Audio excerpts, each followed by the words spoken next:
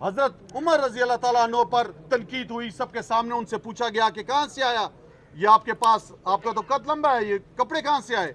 तो जब पूछ सकते हैं आप, किसी पे सवाल उठा सकते हैं, तो यहाँ पर एक इस तरह का प्रोपेगेंडा करके एक ज़बरदस्ती छापा मार के घर पे, और आप जो है वो आज एक टेररिस्ट को भी इस तरह नहीं पेश किया जाता जिस तरह आज वापस ले जाया गया है।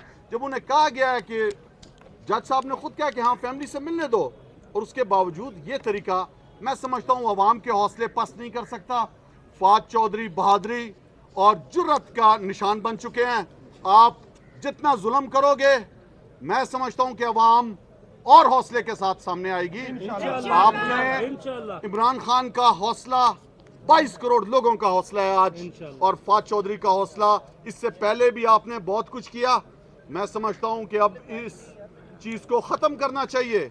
अवाम को आप नहीं दबा सकते, इज़हारे राय पर आप पाबंदी नहीं लगा सकते, और अगर आपके अंदर बर्दाश्त ही नहीं है, आप इतने बड़े बड़े ओहदों पे बैठे हुए हो और आप जो है वो किसी की बात नहीं सुन सकते, तो मैं समझता हूँ कि ये सरासर, सबसे पहले तो ये केस ही जो बनाया गया, ये केस बनता ही नहीं था।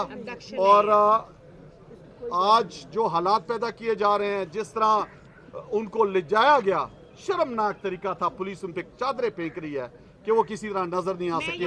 मैं शदीद मजम्मत करता हूँ, शदीद इसकी मजम्मत करता हूँ। मैं यहाँ पे एक और बात ऐड करना चाहती हूँ कि जब मरियम नवाज साहिबा को यहाँ पे पेश किया जा रहा था, तो पुलिस तो उनके पाँव छू रही थी, आप सबने देखा जिस तरीके से उनका इस्तकबाल किया जा रहा था, जैसे वो किसी जुर्म में नहीं, उनको वो कोई यहाँ पे कोई बहुत कोई ऑनरेबल उसमें इस्तकबाल था उनका जो आ रही थी। आज भी वो आ रही हैं, सारी पुलिस वहाँ पे बिजी होगी बहुत ज़्यादा, लेकिन जो मर्जी कर लें आप, फवाद चौधरी को मैं छुड़वा के रहूंगी। फवाद चौधरी आएगा बाहर, क्योंकि हम कोई गुलाम नहीं है। ये जो कहें हम इनकी बात माने और ये हम पे मुसल्लत करते जाएं। पाकिस्तान जिंदाबाद।